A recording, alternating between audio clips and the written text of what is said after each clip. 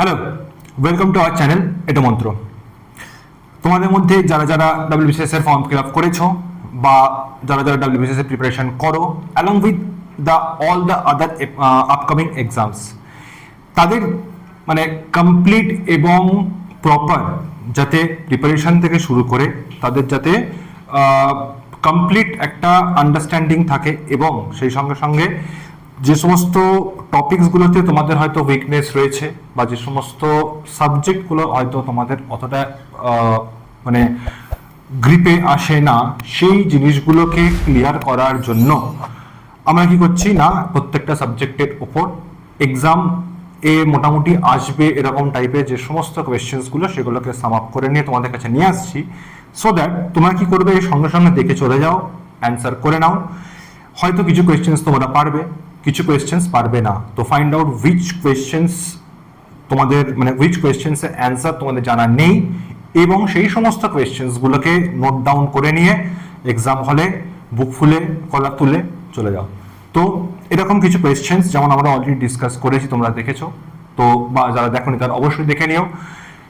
আমরা আজকে আবার ডিসকাস করব এবং এই ধরনের কোয়েশ্চেন্সগুলো বেসিক্যালি মানে ডাব্লিউবিসিএস প্রিলিমস এবং আমাদের যে সমস্ত মানে ভালো ভালো এক্সাম সেইগুলোকে মাথায় রেখে করা, কারণ সেইখানে science is a very important part along with all the remaining subjects. আর এমসিকিউ এর সঙ্গে I will also discuss the important points, যেগুলো থেকেও কিন্তু তোমাদের কোয়েশ্চেন্স আসতে পারে। তো অবশ্যই এই কোয়েশ্চেন্সগুলো এবং এই ইনফরমেশনগুলোকে জাস্ট আমি বলবো কি যে রিভাইজ করে নাও along with your preparation so that it becomes complete. Okay, মানে আর রিভিশন নিয়ে টেনশন না থাকে। তো for that reason these questions and these MCQs are brought to you. Okay, তো চলো we start our discussion. তোমরাও রেডি হয়ে নাও and we will do it in a very good speed. চলো ফার্স্ট কোয়েশ্চেন দেখি কি বলেছে। বলেছে যে the gene for hemophilia is X-linked recessive, X-linked dominant, Y-linked located in autosome. এটা হলো X-linked recessive. ওকে, আচ্ছা, X-linked টা কি না, X এই Xটা হচ্ছে ম্যাথসের X নয়, লাইফেরও X নয়, এটা হলো ক্রোমোজোমের X। এবার এটা কেন আসে না, মাথায় রেখো আমাদের হিউম্যান বডিতে টোটাল 23 পেয়ার্স বা 23 জোড়া কি আছে, ক্রোমোজোম আছে। ক্রোমোজোম কি জিনিস না, ক্রোমোজোম হলো সেই জিনিস যে তোমার ভেতরের যে সমস্ত প্রপার্টি, সেটা তোমার ফিজিক্যাল অ্যাপিয়ারেন্স হতে পারে, সেটা তোমার ভয়েস হতে পারে, সেটা তোমার ফেস স্ট্রাকচার থেকে শুরু করে তোমার দেখার যে ক্যাপাবিলিটি সব কিছু, মানে ভিশন, আই পাওয়ার, এই সব যা যা কিছু হয়, তার সঙ্গে হচ্ছে তোমার ব্রেনের থিঙ্কিং পাওয়ার, এই জিনিসগুলোকে নেক্সট জেনারেশনে ট্রান্সফার করার যে ওয়ে, মানে তুমি তার মুখে বললে হবে না, তো কিছু দিয়ে তো জিনিসটা পাঠাতে হবে। তো সেই ক্রোমোজোম হচ্ছে সেই কেরিয়ার অফ আমাদের ন্যাচারাল যে সমস্ত বিহেভিয়ার বা যে সমস্ত যা কিছু আছে, ইচ অ্যান্ড এভরিথিং, সেই সব কিছুর কেরিয়ার হচ্ছে ক্রোমোজোম। এটা কটা আছে, এটা 23 জোড়া আছে। 23 জোড়া কি একই কাজ না, 23 জোড়ার মধ্যে 22 জোড়া হচ্ছে এক টাইপের, যাকে আমরা বলি অটোজোমাল বা আমাদের বডি ক্রোমোজোম, আর 1 পেয়ার থাকে সেটাকে আমরা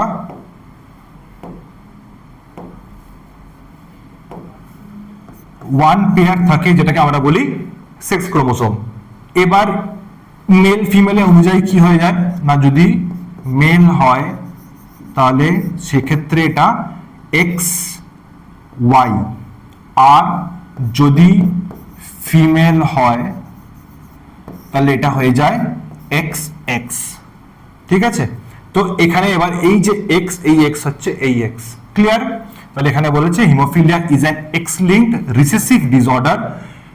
এক্স লিঙ্কড সেই কারণের জন্য যে এক্স ক্রোমোজোমের থ্রু দিয়ে এটা ক্যারি হয়, that's which is why the males are more commonly affected than females. এবার ধরো তোমার কোয়েশ্চেনে পরের বার দিয়ে দিল যে হিমোফিলিয়ায় ছেলেদের বা মেলসদের আক্রান্ত হওয়ার কারণ বেশি, বিকজ তুমি বলছো আমি জানি না, এরকম করো না। তো সেটাই বলছি যে তোমরা যে জিনিসটা করছো try to get the best out of it, তবে না তোমার বেনিফিট। করছো বাট তাও আউটপুট আসছে না, তো you have to change something. Okay, এখানে এই জিনিসটা তোমাকে মাথায় রাখতে হবে যে এটা এক্স ক্রোমোজোমের থ্রু দিয়ে হচ্ছে। এক্স ক্রোমোজোম মানে আচ্ছা ফিমেলদের ক্ষেত্রে কেন হয় না, ফিমেলদের ক্ষেত্রে হয় মানে হওয়ার যে চান্স সেটা হচ্ছে যদি বোথ এক্স ক্রোমোজোম এটাকে ক্যারি করে। যদি দুটোই ক্যারি করে তখন সেই রোগটা হতে পারে, কিন্তু মেলসদের ক্ষেত্রে এক্স এর থ্রু দিয়ে যাচ্ছে, যদি এক্স ইনফেক্ট হয়ে যায় তো পুরোটা ইনফেক্ট হয়ে যাবে। তো সেই কারণে এই হিমোফিলিয়া হলো এক্স লিঙ্কড রিসেসিভ ডিসঅর্ডার, মাথায় রাখবে। আচ্ছা, এখান থেকে আবার অনেক কোয়েশ্চেন্স হতেও পারে, যেমন ধরো যদি জিজ্ঞেস করা হয় যে বেবির জেন্ডার ডিসাইড হয় কার জন্য। তো এবার দেখো এখানে মেলসদের ক্ষেত্রে দুটো টাইপের সেক্স ক্রোমোজোম রয়েছে, একটা এক্স একটা ওয়াই, বাট ফিমেলদের ক্ষেত্রে দুটোই সেম। তো when it will break down it will create the same sort of chromosome বা same sort of linkage, but এখানে যখন লিঙ্কেজ হবে তখন এক্স আর ওয়াই এই দুটো হিসেবে ভাঙবে বা দুটো হিসেবে জুড়বে বেসিক্যালি। এবার এখানে দুটোই এক্স, তার মানে আচ্ছা নেক্সট কোয়েশ্চেন হচ্ছে যে মানে জেন্ডারের ক্ষেত্রে মানে ছেলে হতে গেলে কি হতে হবে, এক্স ওয়াই হতে হবে, মেয়ে হতে গেলে এক্স এক্স হতে হবে। তো যদি এই এক্স এবং এই এক্স মিলে যায় then it will be a daughter, যদি এই এক্স আর পরের এক্সটাও মেলে তাহলেও ডটার, বাট যখন এই ওয়াইটার সঙ্গে এই এক্সটা ম্যাচ করবে তখন হয়ে যাবে সান, উইচ মিনস মেল পার্টনার যে হয় he is completely responsible for gender deciding. তো এটা কোয়েশ্চেনে দিতে পারে যে which among the following is solely responsible for gender বা deciding gender of a child. তো মাথায় রেখো সেক্ষেত্রে এটা হয়ে যাবে মেল মানে মেল পার্টনার বা মেল যে সাইডটা তার জন্য এটা হয়। ওকে, তো এই যে কোয়েশ্চেন্স গুলো মাথায় রেখো, এখানে already we have discussed A lot of things, তো এখানে প্রতিটা পার্ট থেকেই কিন্তু কোয়েশ্চেন্স আসতেই পারে। ওকে, আচ্ছা নেক্সট কোয়েশ্চেনে দেখি কি বলেছে। Tiny air sacs of lungs are called, খুবই সহজ question, alveoli. What is that না আমাদের লাংসের ভেতরে মানে অক্সিজেন এবং কার্বন ডাই অক্সাইডকে এক্সচেঞ্জ করার জন্য কিছু কিছু স্যাক্স রয়েছে, এয়ার স্যাক্স রয়েছে, সেটাকে আমরা কি বলি, অ্যালভিওলি বলি। ঠিক আছে, আচ্ছা পরের কোয়েশ্চেনে কি বলেছে, আচ্ছা এই কোয়েশ্চেনটা এটা মাথায় রেখো যে কেন অ্যালভিওলি এরকম এয়ার স্যাক বা এই টাইপের স্ট্রাকচার থাকে। আমার অ্যালভিওলির কাজ কি, অ্যালভিওলির কাজ হচ্ছে এয়ার এক্সচেঞ্জ করা, অক্সিজেন এবং কার্বন ডাই অক্সাইড। তো তুমি একটা লজিক্যাল কথা ভাবো, একটা গেট আছে বা আমাদের ধরো মেট্রো থেকে দেখবে গেটগুলো আছে, যদি গেটগুলো না এত বড় বড় হতো, এত বড় সাইজে হতো, তাহলে কি এন্ট্রান্স বা বেরোনোতে প্রবলেম হতো? হতো না। which means যতটা বেশি এরিয়া থাকবে সেটা পাস করার জন্য তত ইজি অ্যান্ড তত কমফোর্টেবল ওয়েতে এক্সচেঞ্জটা হবে। তার মানে আমার সারফেস এরিয়া বেশি লাগবে, সারফেস এরিয়া বেশি লাগবে এই কারণের জন্যই কি হয় না এদের মানে যে ডিজাইনটা ভগবান করেছে সেটা হচ্ছে এরকম থলির মতো করেছে, বা এরকম বেশি যাতে গ্যাস এক্সচেঞ্জ করতে পারে। তো মাথায় রেখো লাংসের যে অ্যালভিওলি হয় সেইটা increasing surface area is the reason for its this shape. Okay, আচ্ছা পরের কোয়েশ্চেন বলেছে the energy released during cellular respiration is stored in. Cellular রেসপিরেশনের সময় যে এনার্জি তৈরি হচ্ছে সেই এনার্জিটা কোথায় স্টোর হয়? পাওয়ার ব্যাংকে না, পাওয়ার ব্যাংকে ফোনের এনার্জি স্টোর হয়, কিন্তু আমাদের এনার্জি স্টোর হয় এটিপিতে। এটিপিটার ফুল ফর্ম কি? Adenosine triphosphate. মাথায় রাখবে, খুব ইম্পর্টেন্ট। এটিপিকে কি বলা হয়? আমাদের হিউম্যান বডির এনার্জি কারেন্সি। তো আমরা যখন কোনো কাজ করি তখন সেই এটিপিগুলোকে আমরা ব্রেক করি এবং সেখান থেকে আমরা এনার্জি নিয়ে এই যে আমি এখন বকছি, তো এই বকার জন্য যে এনার্জি দরকার তার জন্য এটিপি খরচা হচ্ছে। তো এই এটিপিটা আমার স্টোর করা ছিল কালকে, এই স্টোর করা এটিপি দিয়ে আমি আমার কি করছি না যে ওয়ার্ক ডান করছি। তো এই হলো পুরো প্রসেস। খাবার খাই, সেটা ব্রেকডাউন হয়ে সেই মানে সেখান থেকে আসছে হচ্ছে ওই জ্বালানি ফিউয়েল, সেটা পূর্বে রেসপিরেশনে পুরে এনার্জি হবে, সেই এনার্জিটাকে আমরা কি করব না আমাদের ডেলি কাজে ইউজ করব। তুই ভাবো মানে জাস্ট মেকানিজমটা how is design by God. Okay, চলো নেক্সট কোয়েশ্চেন কি বলেছে না, নেক্সট কোয়েশ্চেন হচ্ছে, আচ্ছা এবার আমাকে এটা মুছতে হবে, 1 মিনিট দাঁড়াও। আচ্ছা এখানে বলেছে যে phenotypic ratio of Mendelian dihybrid cross is, কোশ্চেনটা বলে কিচ্ছু বুঝতে পারলাম না, একটা ওয়ার্ডও বুঝতে পারিনি, তাই তো? ঠিক আছে, কোনো চাপ নেই, লোড নেই, তোমরা জাস্ট শোনো তাহলেই হবে, এত চাপ নেওয়ার কিছুই নেই। আমরা স্টেপ বাই স্টেপ দেখবো যে, এবং তুমি নিজেই বলবে যে এবার এরকম সহজ কোশ্চেন ছিল। বলেছে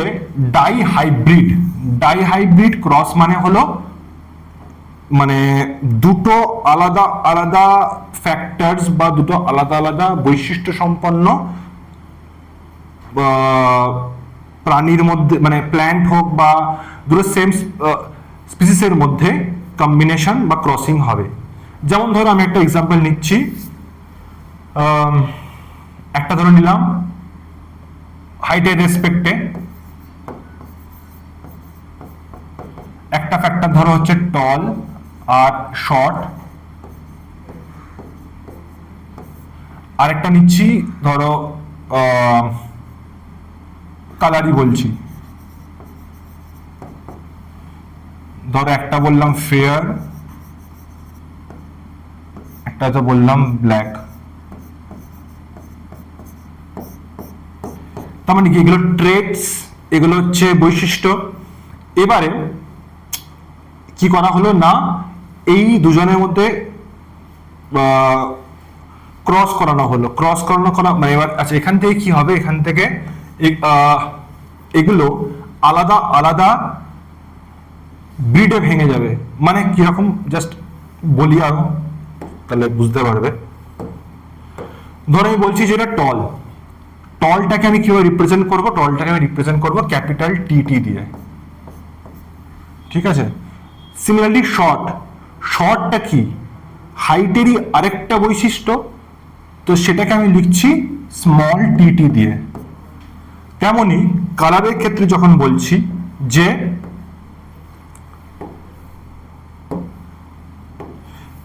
কালারের যখন ফেয়ার ধর বললাম এফ, আর ব্ল্যাকের ক্ষেত্রে আমি লিখছি স্মল এফ।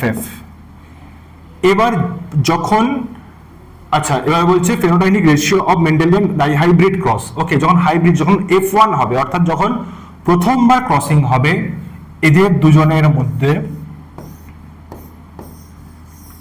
যখন F1 মডিউলেশনের সময়, এই যে বলছে F2 জেনারেশন এর কোয়েশ্চেনে চেয়েছে, আমি আগে F1টা বলছি। তাহলে F1 জেনারেশনের সময় অলওয়েজ যেটা ডমিনেন্ট ফ্যাক্টর থাকবে সেই ডমিনেন্টটাই প্রকাশ পাবে। আচ্ছা এই টি যেটা সেটাকে আমি বলবো ডমিনেন্ট, স্মল টি কে বলবো রিগ্রেসিভ কেন না, রিগ্রেসিভ ইন দ্য সেন্স এটা হচ্ছে যে এমন একটা বৈশিষ্ট্য যেটা প্রকাশ পায়নি তার মধ্যে, ঠিক আছে। আর এই বৈশিষ্ট্যটা প্রকাশ পেয়েছে, দেখো কেউ মানে মানে কাউকে যদি আমি বলি যে কারোর স্কিন কালার হোয়াইট বা কারোর স্কিন কালার ফেয়ার, এটার তো কোনো মানে স্কেল তো নেই, মানে ভগবান তো কিছু লিখে পাঠায়নি যে অমুক হলে অমুক হবে, অমুক হলে অমুক হবে। যে ধরো ফর্সা বা যে হয়তো ভাবছে ফর্সা, সেও কারোর তুলনায় কালো, আবার যে ভাবছে কালো সে কারোর তুলনায় ফর্সা, ব্যাপারটা এরকম। সেই কারণে যে ফর্সা হবে তার মধ্যে কালোর অংশও কিছু থাকবে। এবার ফর্সাটা প্রকাশ পেয়েছে, কালোটা প্রকাশ পায়নি।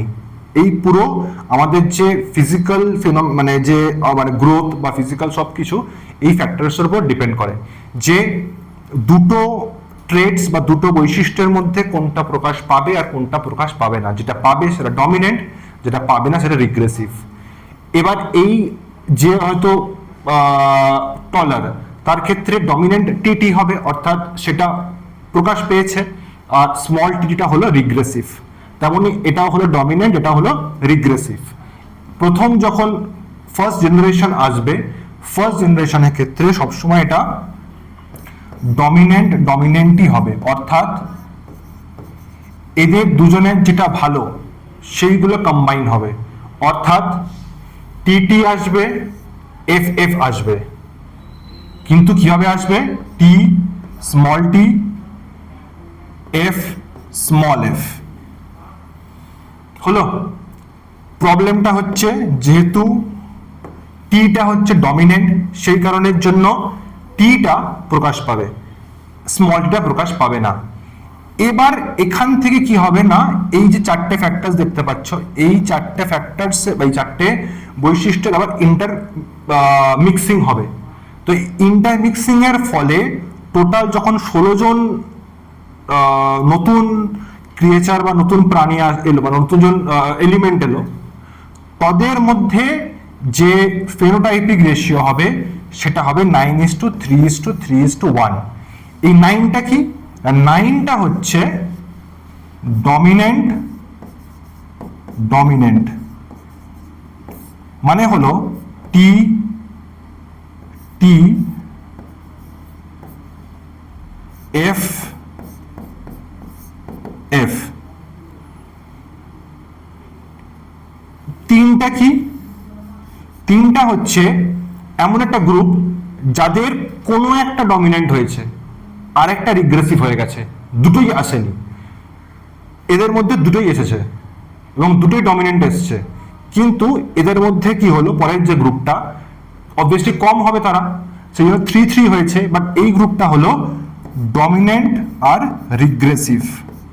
মানে আমি যদি তোমাকে ল্যাঙ্গুয়েজে বোঝাই, তাহলে প্রথম যে গ্রুপটা হলো তারা টল অ্যান্ড ফেয়ারই হবে, টল অ্যান্ড ফেয়ার। পরেরটার এই গ্রুপটা হলো টল অ্যান্ড ফেয়ার। এখানে একটা গ্রুপ হবে 3টা শর্ট অ্যান্ড ফেয়ার, আরেকটা গ্রুপ হবে টল অ্যান্ড ব্ল্যাক। বোঝা গেল? অর্থাৎ একটা ভালো থাকবে বা একটা ডমিনেন্ট থাকবে, একটা রিগ্রেসিভ থাকবে, আর ওয়ান যে সে হলো অভাগা। ঠিক আছে? এ কি? এ দুটোই রিগ্রেসিভ পেয়েছে, মানে স্মল টি টি স্মল এফ এফ। ওকে, এর ক্ষেত্রে দুটোই রিগ্রেসিভ, দুটোই রিগ্রেসিভ। এটা আমি এই কারণে বললাম বিকজ এই জায়গা থেকে প্রচুর স্টুডেন্টসের কোয়েশ্চেন্স থাকে এবং এখান থেকে না বালতিখানে কোয়েশ্চেন্স হয়, বিকজ এই কোয়েশ্চেনটাকে আমি সামহাও চেঞ্জ করে দিতে পারি একটা এক্সাম্পল দিয়ে, যে ডমিনেন্ট রিগ্রেসিভ মোট কটা হবে, তুমি হাঁ করে বসে থাকবে। আবার আমি দিয়ে দিল যে টোটাল ডমিনেট, ধরো ডমিনেট কটা হলো, তো সেইগুলো যেন অ্যাটলিস্ট একটা ওভারঅল আইডিয়া থাকে যে 9:3:3:1 তো হলো, বাট জিনিসটা কি? তো জিনিসটা হচ্ছে সেকেন্ড জেনারেশন, মানে ধরো এ যদি দাদু হয় তাহলে এরা হবে নাতি, এরকম ব্যাপার। তো এরা হলো ফার্স্ট জেনারেশন। তো ফার্স্ট জেনারেশনের ক্ষেত্রে সবসময় ডমিনেন্টই হবে, নো ডাউট। ওকে, কিন্তু পরেরটার ক্ষেত্রে যখন আরো স্প্লিট হয়ে যাচ্ছে, স্প্লিট হওয়ার জন্য একটা গ্রুপ হয়ে যাবে ডমিনেন্ট যাদের পার্সেন্টেজ হচ্ছে 9। আচ্ছা, এবার যদি দিয়ে দিল যে এদের পার্সেন্টেজ কত, সেটা কিরম ভাবে বেরোবে? 9/16, মানে 16 জন যদি অ্যাটেম্প মানে পিস নেওয়া হয় তাহলে 9 জন হবে ডমিনেন্ট। মোট 6 জন, 3+3, মানে এই 3 আর এই 3, কিন্তু এরা দুজন সেম না, এরা হচ্ছে একজন টল আর ব্ল্যাক, একজন হচ্ছে শর্ট আর ফেয়ার, ক্রস আর কি। তো এই 3 করে মোট 6 জন, যেটা সেটা হচ্ছে ডমিনেন্ট অ্যান্ড রিগ্রেসিভের মিক্সচার। আর এই একজন যেটা, সেটা হয়ে যাবে এর কিছুই নেই, এই বেচারা মানে দুটোই রিগ্রেসিভ পেয়েছে বা দুটোই উইকার যে তোমার ইয়েটা ট্রেডসটা সেটা পেয়েছে। এই হলো পুরো তোমার মেন্ডেলিয়ান ডাইহাইব্রিড ক্রস। তো পরীক্ষার জন্য যেটুকু লাগবে সেটুকু I have discussed with you, মানে এটা এনাফ তোমাদের জন্য। ওকে, চলো দেখি নেক্সট কি বলেছে। আচ্ছা, এটা কে করেছিল? আচ্ছা, এখান থেকে যেটা মাথায় রাখবে যে মেন্ডেলিয়ান সেই টেস্টটা কোথায় করেছিল? পি প্ল্যান্টসে, মটর গাছে করেছিল। একটা ছিল হচ্ছে সবুজ অ্যান্ড সবুজ অ্যান্ড গোল, আরেকটা ছিল বোধহয় হলুদ অ্যান্ড রিঙ্কল্ড, এরকম দুটো আলাদা আলাদা প্রপার্টি নিয়েছিল। সবুজ আর হলুদ একটা হলো কন্ট্রাস্ট, আর একটা হচ্ছে রিঙ্কল্ড আর স্মুথ বা রাউন্ড, মানে একটা হচ্ছে কোঁকড়ানো মটরশুঁটি আর একটা হচ্ছে স্মুথ রাউন্ড মটরশুঁটি। তো এই চারটে ট্রেডসের মধ্যে নিয়ে ও টেস্টটা করেছিল। 9টা হচ্ছে গ্রিন আর স্মুথ, 3টে হলো রাফ অ্যান্ড স্মুথ, এই 3টে হলো গ্রিন, এই সরি রাফ অ্যান্ড স্মুথ না, মানে ইয়েলো অ্যান্ড তোমার আরেকটা যেটা মানে গ্রিনের উল্টো ইয়েলো হলো, এদিকে স্মুথ, এদিকে হয়ে যাবে এটা গ্রিন, তার সঙ্গে স্মুথ নয় রাফ বা রিঙ্কল্ড। আর 1 নম্বর মানে একটা ইউনিট হবে যেটা, সেটা হবে দুটোই বাজে, মানে রিঙ্কল্ডও হবে আবার ইয়েলো হবে। তো এইটা হলো পুরো হাইব্রিড সিস্টেম। এখান থেকে জেনারেলি কোয়েশ্চেন্স একটা করে দিয়ে দেয়, তো যে কোনো কোয়েশ্চেন্স দিক ইউ ক্যান সলভ ইট নাও। চলো বা দেখি নেক্সট কোয়েশ্চেন কি আছে। which of the following is the cellular respiratory center? এটা খুবই সোজা কোয়েশ্চেন, সেটা হচ্ছে মাইটোকন্ড্রিয়া। যে আমাদের সেলুলার রেসপিরেশন কোথায় হয়? মাইটোকন্ড্রিয়াতে হয়। মাথায় রাখবে মাইটোকন্ড্রিয়া হলো একমাত্র বডি অর্গানালস যার নিজের ডিএনএ আছে। ওকে, চলো। The term central nervous system, যাকে আমরা শর্টে বলি সিএনএস, এই সিএনএস এর মধ্যে কে কে পড়ে? না, সিএনএস এর মধ্যে autonomic and peripheral nervous system পড়ে, brain, spinal cord and cranial nerves পড়ে, ব্রেন অ্যান্ড ক্রেনিয়াল নার্ভস পড়ে, নাকি ব্রেন অ্যান্ড স্পাইনাল কর্ড পড়ে? ব্রেন আর স্পাইনাল কর্ডকে মিলে যেটা পাওয়া যায় সেটা হচ্ছে সেন্ট্রাল নার্ভাস সিস্টেম। ক্লিয়ার? আচ্ছা, দ্য পেরিফেরাল নার্ভাস সিস্টেম তাহলে কোনটাকে বলে? আচ্ছা, পেরিফেরি মানে কি? পেরিফেরি মানে হচ্ছে আউটসাইড থিংস। তো একটা মেন স্ট্রাকচার হইলো, এটা হচ্ছে ব্রেন, এখান থেকে স্পাইনাল কর্ড নেমেছে, এর বাইরের দিক থেকে যেগুলো সাইড ওয়েজে যাবে সেটাকে আমি বলি পেরিফেরিয়াল নার্ভাস সিস্টেম, এবং এটা কনসিস্ট হয় স্পাইনাল অ্যান্ড ক্রেনিয়াল নার্ভস নিয়ে। স্পাইনাল নার্ভস কটা আছে? স্পাইনাল নার্ভস আছে ক্রেনিয়াল 12, 31 পেয়ার। ওকে, চলো। The Schwann cells form a myelin sheath around the axon. এটা হচ্ছে তোমার নিউরন।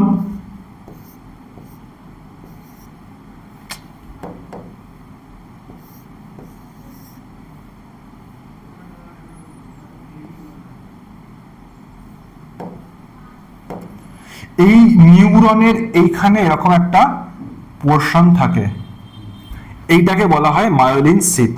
এখানে সোয়াল সেলস থাকে। তো এটার কাজ কি? না, এটার মেন কাজ মাথায় রেখো, এখান থেকে কি যায়? সিগন্যাল যায় ব্রেনের, নিউরন টু নিউরন সিগন্যাল যায়, সেই সিগন্যাল যেন ছিটকে বেরিয়ে না যায় লাইন থেকে। অ্যাকচুয়ালি তাই আমাদের দেখবে ইলেকট্রিক তারের যে ওপরে কভারটা থাকে ইনসুলেটার, কেন? যেন এরকম নয় কারেন্ট বেরিয়ে যায়, তুমি হাত দিয়ে কারেন্ট খাবে, সেই কারণে। সেরকমই এই ইনফরমেশনগুলোকে যাতে একটা ঠিকঠাক রোড ম্যাপে বা রাস্তায় পাঠানো যায়, সেই কাজটা হচ্ছে মায়োলিন সিথের কাজ। ওকে, এটা কে বানায়? না, এটা হচ্ছে মানে কে বানায় in the sense Schwann cell form করে। তোমাকে এরকম দিতে পারে, Schwann cell or myelin sheath is found in which organ? মাথায় রেখো ব্রেন। তো ব্রেনের মধ্যে থেকে আমাদের এই যে দুটো টার্ম, সেই দুটো টার্মকে তোমাকে মাথায় রাখতে হবে। চলো, which of the following diseases is autosomal? Autosomal বললাম যে আমাদের 22 পেয়ার্স অফ অটোজোম রয়েছে, সেই অটোজোমে কোনো একটা ক্রোমোজোমের কিছু প্রবলেম হয়েছে বা ঠিকঠাক মিক্সিং হয়নি, ভুলভাল মিক্সিং হয়েছে, তার জন্য কোন ডিজিজটা হয়? তাহলে অটোজোমালে হিমোফিলিয়া, এটা তুমি অলরেডি বললাম, এক্স লিঙ্কড একটা problem, thalassaemia, colour blindness, all of the above. তো এটা অ্যান্সার হবে বি। থ্যালাসেমিয়া হচ্ছে তোমার অটোজোমাল। ঠিক আছে, আচ্ছা। নেক্সট হলো যে, আর মাথায় রাখবে কালার ব্লাইন্ডনেস যেটা, সেটাও কিন্তু এক্স লিঙ্কড রিসেসিভ ডিসঅর্ডার, সেই জন্য কালার ব্লাইন্ডনেস ম্যাক্সিমাম ছেলেদেরই হয়। মানে তুমি যদি 100টা স্যাম্পল পিস নাও, তাহলে প্রতি 3 জনের মধ্যে একজন কালার ব্লাইন্ড জেনারেলি হয়, কিন্তু মেয়েদের হয় না। তো এটাও কিন্তু এরকম নয় ওদের চোখ ভালো আমাদের চোখ খারাপ, এরকম কিছু নয়। তাদের ক্রোমোজোনাল যে ইয়েটা থাকে, তোমার যে মানে ইয়েটা মানে এটা বেসিক্যালি হচ্ছে ক্রোমোজোমাল ডিসঅর্ডার, অর্থাৎ এক্স লিঙ্ক কোনো একটা ক্রোমোজোমের কিছু একটা প্রবলেম লাপড়া হয়েছিল, তার জন্য সে কোনো একটা পার্টিকুলার রং দেখতে পায় না, এরকম ব্যাপার। এরকম একটা চোখের কিছু যেরকম প্রবলেম আছে বা কিছু সেরকম জিনিস, আউটকামটা চোখে হয়েছে। ওকে, মাথায় রেখো এই কালার ব্লাইন্ডনেস আর haemophilia both are X linked recessive disorder, and thalassaemia যেটা হয় সেটা হচ্ছে autosomal disorder.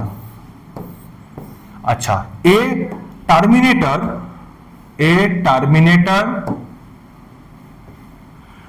gene in an organism kills the organism, switches off metabolism, makes the organism sterile. তো makes the organism sterile মানে হচ্ছে সেই অর্গানিজমটাকে আর further reproduction বা বংশবৃদ্ধি করতে না দেওয়া। এবারে এটা কোথায় ইউজ হয়? এটা ইউজ হয় সিডস বা মানে যে কাল্টিভেশন হচ্ছে চাষবাস, সেই সিডসে কিছু কিছু পার্টিকুলার স্পেশাল টাইপের আমি প্ল্যান্ট ক্রপ করি, যে সমস্ত প্ল্যান্টগুলো ল্যাবে বানানো হয়েছে এবং সেইগুলোকে চাষ করা হচ্ছে। এবার তুমি ভাবো, তুমি একজন ল্যাবের সায়েন্টিস্ট, তুমি অনেক নিজের সারা জীবন খেটে খুঁটে নিয়ে তুমি একটা ফর্মুলা দিয়ে একটা এরকম কি বলবো যে একটা প্ল্যান্ট এর মধ্যে একটা তুমি জিনকে ট্রান্সফার করলে এবং একটা এমন ধরনের আলু তৈরি করলে যে আলু কোনোদিন খারাপ হবে না। ঠিক আছে, ভেরি গুড, খাচ্ছে মানুষ খাচ্ছে। এবার সমস্যা হলো সেই আলুর বীজ থেকে যারা কৃষক তারা আবার নতুন গাছ লাগিয়ে নিচ্ছে। তো তুমি ভাবলে তো সমস্যা, এই সমস্যাটা কেউ ফেস করেছিল যাতে ওই গাছ থেকে আর নতুন গাছ না হতে পারে, বা যে গাছটা ল্যাবে তৈরি হচ্ছে সে বা যে সিডটা ল্যাবে তৈরি হচ্ছে, এই যেগুলো আমরা পড়ি ধানের অমুক অমুক বীজ, গমের অমুক অমুক বীজ ল্যাবে তৈরি হয়েছে, এদের কি ফলন বেশি হয়, তাড়াতাড়ি হয়, এটা হচ্ছে বেনিফিট। এবার যেই হয়ে গেল, যদি সেখানের বীজ থেকে আবার গাছ হয় তাহলে তো কৃষকরা কোনোদিন নতুন সিডস কিনবেই না, একবার কিনলো লাইফ টাইম সার্ভিস, এরকম তো হয় না।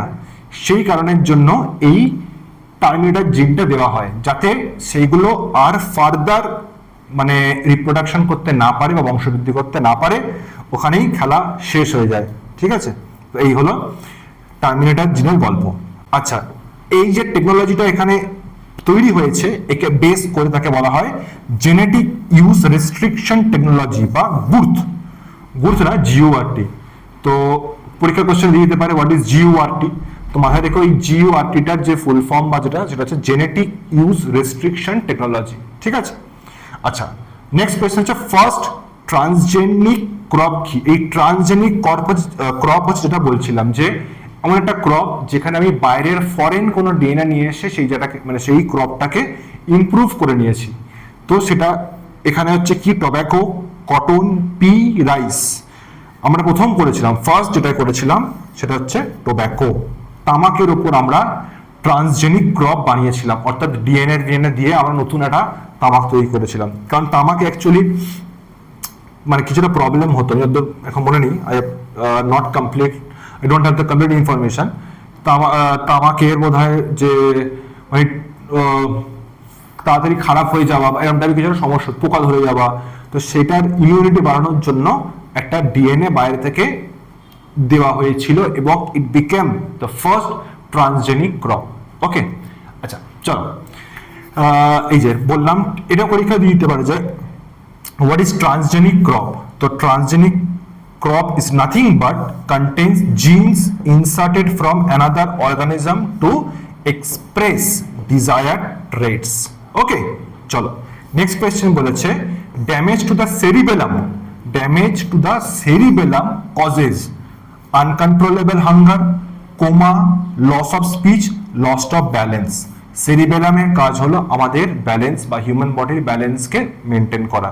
তো যদি পড়ে যাও, সেরিবেলামে ধাক্কা লাগে, তাহলে কি হবে, আমাদের যে ব্যালেন্স সে ব্যালেন্স বিগড়ে যাবে। ঠিক আছে, এটা হচ্ছে তার এফেক্ট।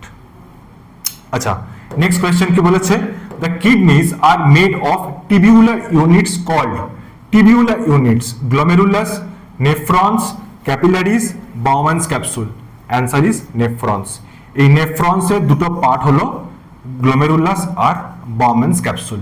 মাথায় রেখো nephron is consist of glomerulus and Bowman's capsule. চলো, in human beings urea is produced in, urea কোথায় তৈরি হয় না, ইউরিয়া তৈরি হয় ইউরিনারি ব্লাডার, লিভার।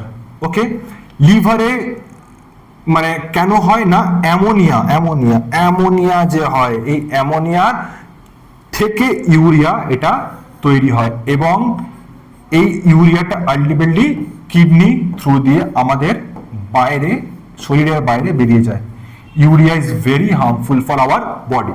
ওকে, দেখি চলো নেক্সট কোয়েশ্চেন বলেছে, filtration of excretory waste from blood occurs in collecting tube, ureter, urinary bladder, nephrons.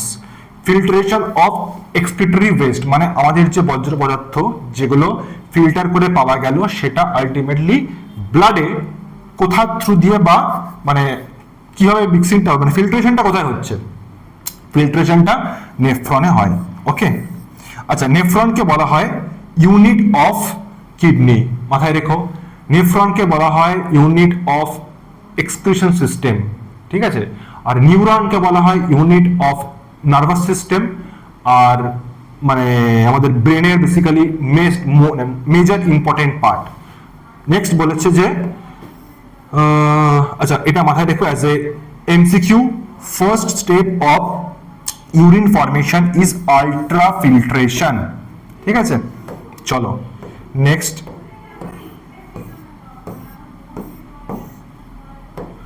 which part of the ear has no role to play in hearing but also very important? ear ossicles এটা আমাদের মানে শুনতে কাজে লাগে, organ of Corti শুনতে কাজে লাগে, eustachian tube এটাও শুনতে কাজে লাগে, vestibular apparatus এটার কাজ হলো ওই ব্যালেন্স রাখা, বডি ব্যালেন্স অ্যান্ড পয়েশ্চার, ঠিক আছে। চলো দেখি next question, television transmission is an example of which type of transmission? Simplex transmission. What is simplex transmission? Simplex transmission হচ্ছে যেটা মানুষ বিয়ের পর বুঝতে পারে, মানে ওয়ান ওয়ে কমিউনিকেশন, একদিক থেকে একদিকেই যায়, তাকে বলা হয় সিমপ্লেক্স কমিউনিকেশন, যে information flows only in one direction. যারা বিয়ে করেছে বা তোমার ঘরে যদি বাবা থাকে তো জিজ্ঞেস করো অবভিয়াসলি যে হোয়াট ইজ, মানে তুমি তাকে বলতেও পারো যে জানো আজকে না সিমপ্লেক্স টাইপ অফ ট্রান্সমিশন পড়লাম, বুঝবে না কি হয়েছে, তো বলবে কিছু না, information flows only in one direction. দেখেছি বাড়িতে মাঝে মাঝে, তো I use to do this kind of things in my home. তো ঠিক আছে, চলে একটু, তো এতে কি হয় না, এটা আমি এই কারণে করি বা এটার রিজন হচ্ছে যে আমার মনে থেকে যায় যে আচ্ছা এটা বলেছিলাম, হ্যাঁ ঠিক আছে। So you have to find a way so that you can remember. করার কিছুই নেই, কেঁদেও লাভ নেই, so you have to find a way, যে কিছু একটা দিয়ে somehow you have to remember the thing so that যেন এক্সামে তুমি পড়ে আসতে পারো, ঠিক আছে। আচ্ছা, রেডিও ব্রডকাস্টিং যেটা, সেটা is an also example of simplex communication. চলো নেক্সট কোয়েশ্চেন দেখি কি বলেছে। আচ্ছা, the persistence of vision, what is persistence vision? Persistence of vision মানে হচ্ছে কোনো একটা জিনিস দেখার পর যতক্ষণ সেটা তোমার চোখে বা ব্রেনে রেস থাকে বা তার এফেক্ট থাকে, তাকে বলা হয় পারসিস্টেন্স এফেক্ট বা পারসিস্টেন্স অফ আই বা পারসিস্টেন্স অফ ভিশন। অর্থাৎ ধরো তুমি কোনো একটা কাউকে দেখলে, দেখার পর কতক্ষণ তোমার সে মনে থাকবে বা তার এফেক্টটা কতক্ষণ থাকবে, সেটা হচ্ছে পারসিস্টেন্স অফ ভিশন। এটা হলো 1-10 সেকেন্ড, ঠিক আছে। তো বেসিক্যালি তোমাকে জাস্ট 1-10 সেকেন্ড সার্ভাইভ করতে হবে। So if you can survive 1/10 of, sorry দেখেছো, এটা হবে 1/16 অফ দ্য সেকেন্ড। তো তোমাকে just 1/16 of the second survive করতে হবে, দ্যাট ইজ দ্য থিং। আর 1/10 হচ্ছে আরেকটা পারসিস্টেন্স, যেটা অবশ্যই মাথায় রেখো, যদি এটা দিয়ে গেল ওটা দিল না বা ওটা দিলে এটা দিল না, এটা হলো পারসিস্টেন্স অফ ইয়ার, কানে শোনা। দেখবে আমাদের একটা মিউচুয়াল ফান্ডের অ্যাড হয়, তো সেই মিউচুয়াল ফান্ডের অ্যাডে খুব স্পিডে কথা বলে, ঠিক আছে, তো সেইটাই পারসিস্টেন্স অফ ইয়ারটা মেনটেন করেনি। বা তুমি যদি হেডফোনেও গান শোনো, দিয়ে একদম টপ স্পিডে শোনো, মানে ধরে নাও 5x বা 2x হোয়াট এভার বা 4x, দেখবে কিছু বুঝতেই পারছো না, মানে শুনতে পাচ্ছ কিন্তু বুঝতে পারছো না। তো এইটাকেই বলছে পারসিস্টেন্স অফ এয়ার, যে তোমার ব্রেন না ধরতে পারছে না যে কি হচ্ছে, একটা সিগন্যাল যাচ্ছে সেটাকে মানে রিসিভ করে বোঝার মধ্যে তুমি আরেকটা জিনিস পাঠিয়ে দিচ্ছ, তো এরকম করলে হবে না। তো এই পারসিস্টেন্স অফ ভিশন আর পারসিস্টেন্স অফ ইয়ারটা এই জন্য ইম্পর্টেন্ট, ঠিক আছে। আচ্ছা চলো, ঠিক আছে। আচ্ছা এটা কোথায় ইউজ হয়, এটা দেখবে ইউজ হয় motion picture and animation, movies যখন হয়, মুভিজে এটাকে আমরা ইউজ করি। The eye lens contains a liquid, eye lens মানে আমাদের চোখ আছে, ধরো এটা হচ্ছে চোখ,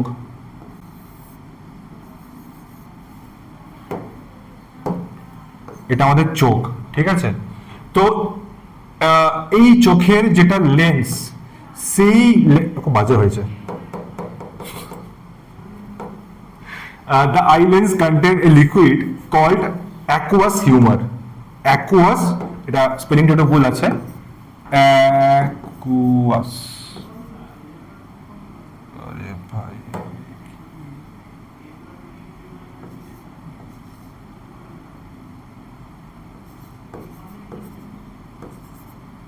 বেসিক্যালি একটা কিউ হবে, সো অ্যাকুয়াস হিউমার। আর এটাকে বলছে কোনটা না, এটা যখন সামনের দিকটা, মানে হচ্ছে aqueous humour is the watery fluid between cornea and lens, cornea আর লেন্সের মাঝখানে, মানে প্রথম যে চেম্বারটা সেখানে যেটা থাকে তাকে বলা হয় অ্যাকুয়াস হিউমার। আরেকটা হচ্ছে কি না, আরেকটা হচ্ছে ভিট্রিয়াস হিউমার। ভিট্রিয়াস হিউমার হচ্ছে লেন্স আর আইয়ের মাঝখানে, বিহাইন্ড দ্য লেন্স আর মানে লেন্সের পিছন দিকটা এবং পুরো আইজের শেষ অবধি যেটা থাকে সেটাকে বলা হয় ভিট্রিয়াস হিউমার। মানে বাইরের দিকে যেটা থাকে তাকে বলা হয় অ্যাকুয়াস হিউমার, আর এটা হয়ে গেল লেন্স, এটাকে বলা হয় vitreous humour. Bus. The rod cells are the rod cells responds to, আচ্ছা রোদ, সরি এটাকে আমি অ্যাকচুয়ালি নিজের স্কুল লাইফে বা নিজের পড়ার লাইফে অ্যাজ এ রোদ ভাবতাম। রোদ কখন দরকার হয়, রোদ দরকার হয় যখন অন্ধকার থাকে, তাহলে রড সেলসও তখন লাগবে যখন অন্ধকার থাকে। ওকে, সো কালার অফ লাইট না, সোর্স অফ লাইট না, ইন্টেন্সিটি অফ লাইট। এটা উচ্চারণ কিন্তু রোদ নয়, এটা উচ্চারণ হচ্ছে রড সেল। বাট ওই যেটা বললাম যে I use to remember in that way যে রোদ রোদ রোদ কখন লাগবে, রোদ লাগবে মানে সন্ধ্যাবেলায় অন্ধকারে রোদ লাগবে, তো তখন তাহলে কি হবে না রড সেল। আর কোনটা কি, কোনটা হচ্ছে কোন কি দিয়ে শুরু হয়, কোনের স্পেলিং সি দিয়ে শুরু হয়। কোনটা হচ্ছে রেসপন্সিবল ফর কালার, মানে কি রঙের জিনিসটা দেখতে কাজে লাগে সেটা হচ্ছে কোন সেল। তো কোন cell responsible for colour vision, ভীষণ ইম্পর্টেন্ট, মাথায় রেখো। Which of the following mixture can be separated by using a separating funnel? Separating funnel একটা এই টাইপের জিনিস হয়, এখানে একটা স্টপ কক থাকে, ঠিক আছে। এবারে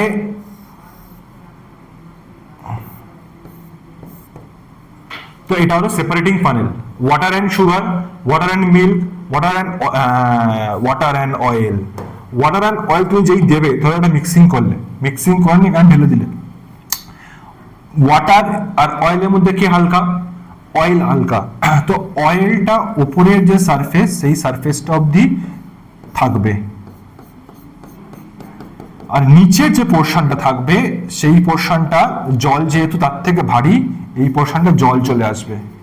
এবার তুমি এটা খুলে দাও স্টপ ককটা, এখানে জল পড়বে, এটা পুরোটা নামবে, যখন পুরোটা নামবে আস্তে আস্তে যখন খালি হবে, তখন যখন এই ব্লু পোর্শনটা এখানে চলে আসবে তুমি এটাকে লক করে দাও। এটা হলো সেপারেটিং ফানেলের কাজ। এবং separating funnel mainly two liquids কে সেপারেট করে। ক্লিয়ার? চলো নেক্সট কোয়েশ্চেন দেখি। নেক্সট কোয়েশ্চেন বলেছে কেমিক্যালি অ্যাসপিরিন ইজ, কেমিক্যালি অ্যাসপিরিনের নাম কি? এটা হলো acetyl salicylic acid, acetyl salicylic acid, ঠিক আছে, এটাকে বলা হয় aspirin.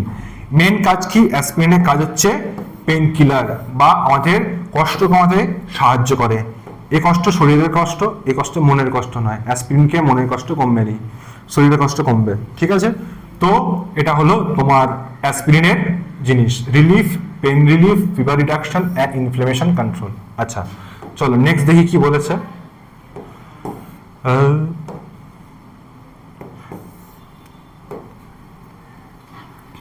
which one among the following is the main ingredient in cement? আচ্ছা, gypsum, limestone, clay, ash।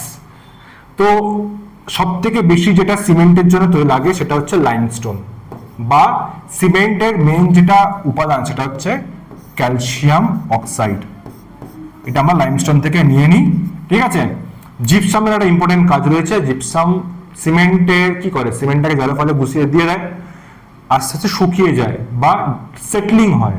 তো এই সেটিং অফ সিমেন্ট যেটা হয় তার জন্য জিপসাম কি করে, তাড়াতাড়ি সেট করে, মানে হচ্ছে সেটিং টাইম কমিয়ে দেয়, সেটিং টাইম কমিয়ে দেয়, তাড়াতাড়ি সেট করে। প্লিজ ভুল করেছো না, মানে উল্টোটা তো করোই না, কারণ কোশ্চেন দিয়ে দেবে জিপসামের কাজ কি।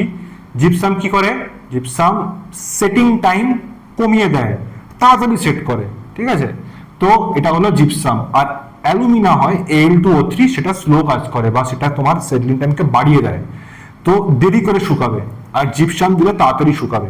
এই ধরনের জিনিসকে বলা হয় অ্যাডমিক্সচার্স বা তোমার মানে কনস্ট্রাকশনের ভাষায়। তো এদেরকে ইউজ বেসিক্যালি এই কারণে করা হয় যে তোমার যেখানে তাড়াতাড়ি শুকিয়ে যাওয়ার দরকার, ধরো তুমি রাস্তার ধারে একটা স্ল্যাব বানিয়েছো, একটা মানে রাস্তার ধারে বা মানে পাবলিক প্লেসে, দিয়ে তুমি সবকিছু করে বাড়ি চলে গেলে, ওটা এখন সেটলিং হতে 10 ঘন্টা লাগবে। 10 ঘন্টা দেখলে মোটামুটি মানুষজন হাঁটাচলা করে, ওটাকে পায়ে করে নিয়ে বাড়ি চলে গেছে। তো তাড়াতাড়ি করতে হবে না, তাড়াতাড়ি শুকোতে হবে, তার জন্য তখন আমার জিপসামটা লাগে, সাট করে 2 ঘন্টা শুকিয়ে যাবে। তো এইটা হলো জিপসামের ফাংশন। ক্লিয়ার? চলো দেখি, which metal is present in the hemoglobin? ও আমাদের বাচ্চাদের কোশ্চেন, হিমোগ্লোবিনে কি থাকে? আয়রন থাকে, তুমিও জানো আমিও জানি। চলো পরের কোশ্চেন দেখি কি আছে। The element that is required for the synthesis of chlorophyll, chlorophyll তৈরি করতে কি ইউজ হয়? Zinc, iron, magnesium, cobalt. Magnesium. আয়রনও লাগে, বাট মেইন যেটা সিগনিফিক্যান্ট এলিমেন্ট সেটা হচ্ছে ম্যাগনেসিয়াম। বোঝা গেল? তো এই ছিল আজকে আমাদের সেশন, যেখানে আমরা সায়েন্স এবং ধরো WBCS প্রিলিমস ওরিয়েন্টেড MCQ তোমাদের সঙ্গে ডিসকাস করলাম, এবং আরও করে যাব, যতদিন না এক্সাম হচ্ছে করে যাব, সমস্যা কিছু নেই। তোমরাও দেখে যাও অ্যান্ড নিজেদের যে প্রিপারেশনসকে একটা খুব ভালো জায়গায় নিয়ে যাও, সো দ্যাট মানে যেন খুব easily and without any headache, without any মানে হাসল, তোমার যেন ভালো মানে করে আসতে পারো। ওকে, তো this is our main goal and main effort. আর যদি কোনো প্রবলেম থাকে, এক্সাম ওরিয়েন্টেড হোক, preparation strategy, anything, content, syllabus, তাহলে তোমরা এই নাম্বারে, আচ্ছা এই নাম্বারে তো নেই, এখানে একটা তো নেই,